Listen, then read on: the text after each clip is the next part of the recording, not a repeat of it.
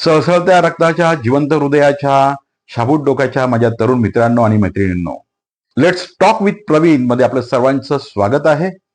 आपण व्यक्तिमत्व या विषयावर चर्चा करतो आहोत. मागील 2 व्हिडिओमध्ये अत्यंत उत्तम पद्धतीने कॉमेंट्स आपण केल्यात, त्या मी वाचल्यात, बघितल्यात, त्याला रिस्पॉन्सही केला. अशाच कॉमेंट्स करत राहा.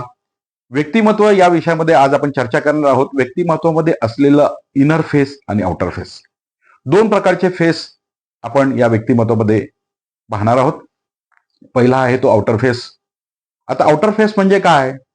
तर आउटर फेस म्हणजे लोक काय म्हणतील, म्हणजे लोकांसाठी लोक जसं आपल्याला समजून सांगतात किंवा लोक जशा सूचना देतात, लोकांना जसं आवडेल तसं वागणूक करण्याची जी विचारसरणी असते ज्या व्यक्तिमत्वामध्ये, त्याचा आउटर फेस हा मोठा असतो.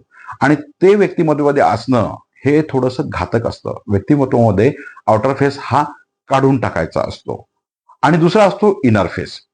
मग इनर फेस काय? इनर फेस मध्ये 2 प्रकार असतात. एक सकारात्मक इनर फेस आणि एक नकारात्मक इनर फेस.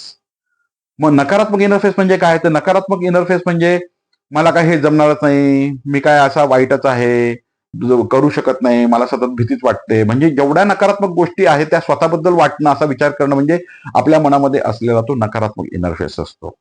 आणि सकारात्मक इनर फेस म्हणजे काय?